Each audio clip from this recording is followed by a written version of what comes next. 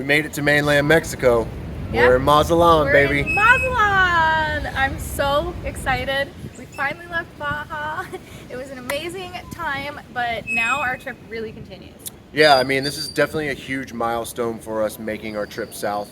For me, just taking this ferry over from La Paz, it was a fun experience, but like it just really solidifies we're gonna freaking do it. I know. We're headed to get our tips form and get the rest of the information that we need to take the ferry over.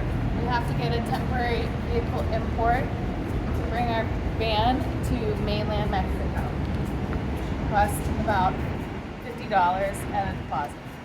So, we just got done with the Bandrecito.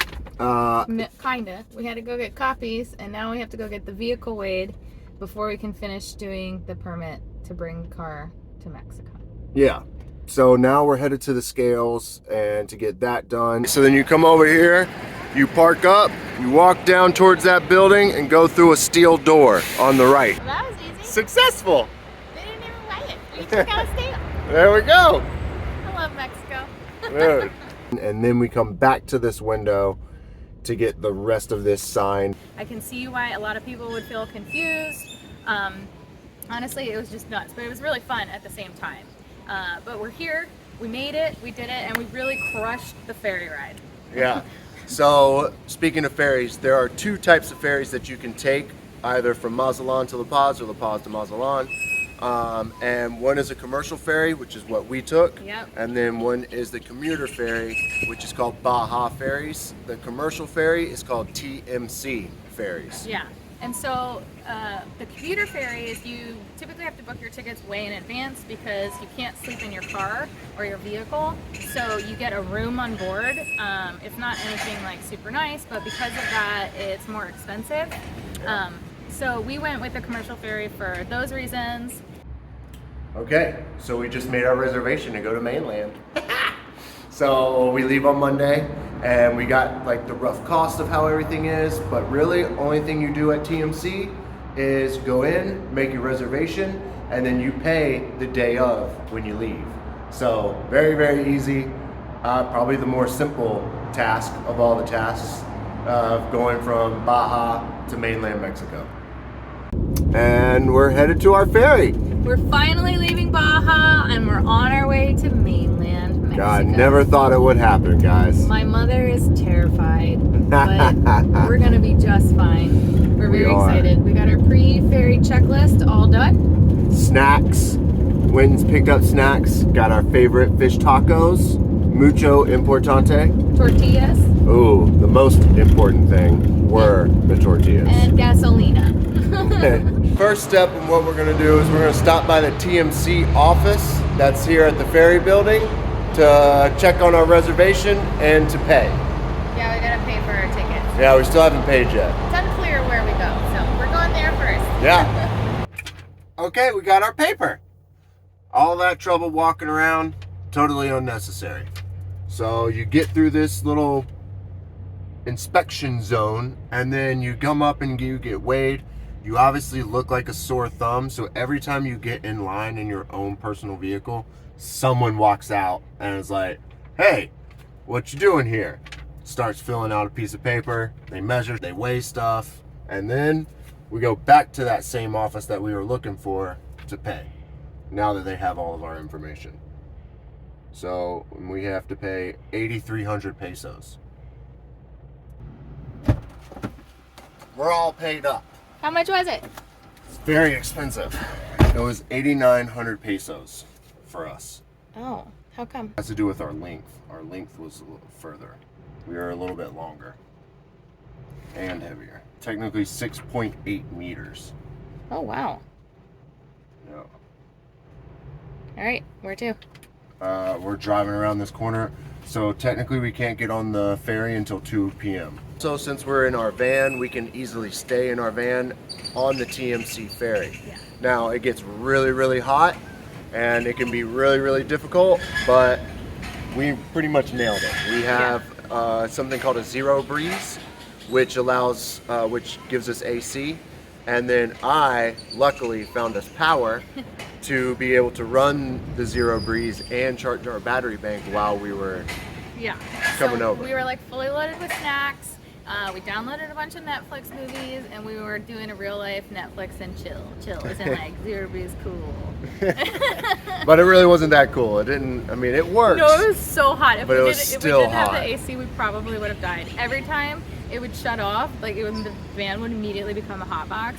Yeah, it was so stuffy. There's not a lot of cars on it, not a lot of vans, and you are absolutely crammed in the back. We heard maybe you could grease some palms to get a better spot, but it didn't seem like that was an option for us. They have a system, and they fit you in where you get in. It definitely seems that way. Yeah, for so sure. it's a bit of a tough ride, but we probably would do it again if we could have a similar situation with the AC.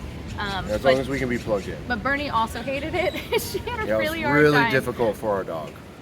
Yeah, if you have a dog, there's nowhere for them to go to the bathroom, and she actually is a really good dog and doesn't like to go where she's not supposed to go, so she was very confused and held her pee and poop for like over 18 hours or something crazy like that. So I feel really bad for her. She hated it.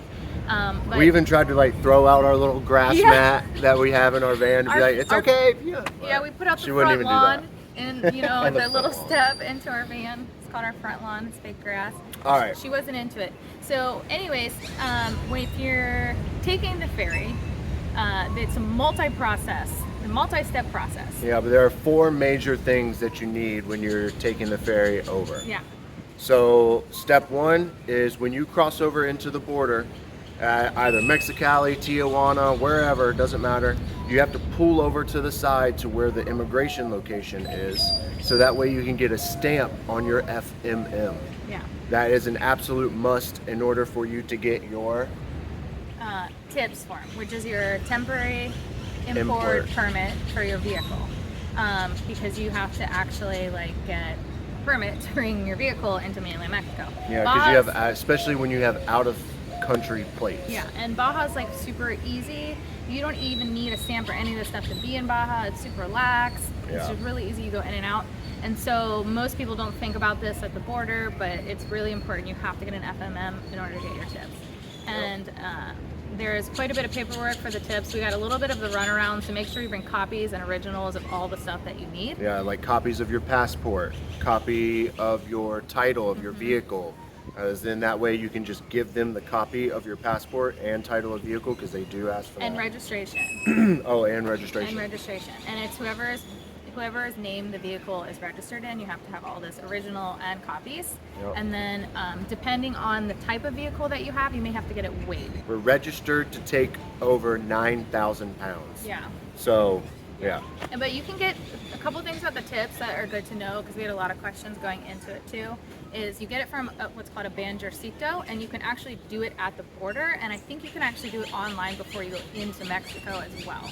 If you miss both of those, you can also do it at the ferry. Just do it at the ferry location. Which is really nice to have that as an option. Yeah. And you basically you import the vehicle, and then you pay a fine. So there's I think it was $400 hold on a card that you get returned when you leave Mexico after your visa expires. It's the same length that you'll have for your visa, which is 6 months.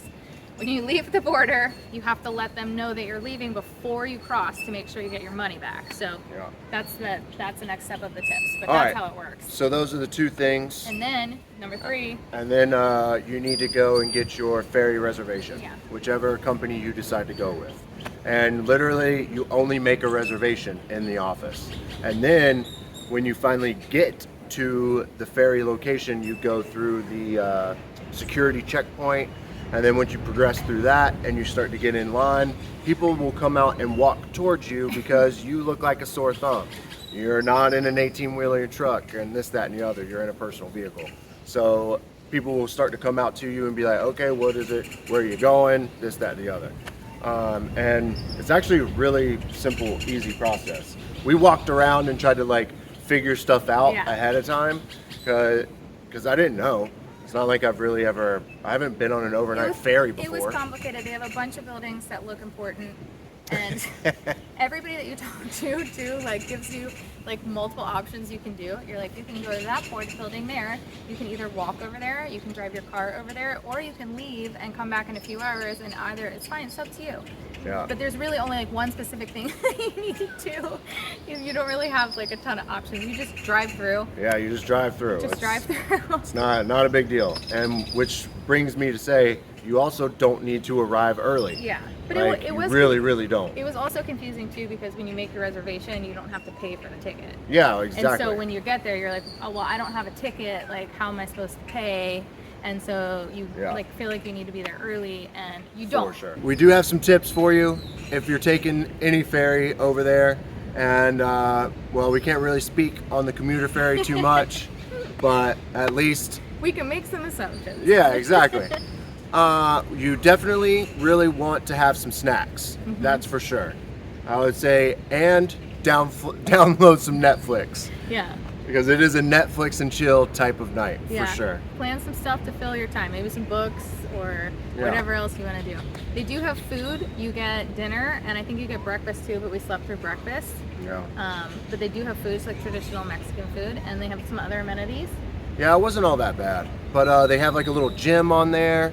They have restrooms and shower. So you can have a hot shower if you want to, for sure. Yeah, so pretty decent. So some other tips, if you have a dog or a child, it's going to be kind of tough. So I don't know if I would recommend doing the commercial ferry. There's not a lot of cars. It's basically a bunch of truckers and a bunch of men. Like I was like one of the few women. So all things to consider in terms of like your comfort level, but it's totally doable with a family. Yep. Just be prepared for the heat. Yeah, it does. It gets hot, especially at night. But I would say the other big tip, if you're in an RV or whatever, don't fill up too much on gas or water or anything like that. And obviously empty out your gray and black tanks if you have a black tank, because you will get weighed as long as you do meet that weight threshold, right? Yeah. That we were talking about earlier. Yeah, bring just what you need. Yeah, bring just what you need. Bring just what you need. And then also, if you're waiting for the ferry like a few days beforehand and you're kind of in the La Paz area, camp at one of the beaches. Tecolote is our favorite. It's only like 10 or 15 minutes from the ferry terminal. It's free. It's beautiful. It's free. You can stay as long as you want. And it's a great place to just relax before you take the trip. Yeah, definitely. Anything else? I guess that's it. Yeah. I guess that's it. That was our TMC Ferry experience. We hope you all enjoyed it as much as we did. Yeah, it was kind of cool, honestly. Stay tuned to see what we do next. Yeah. Peace out.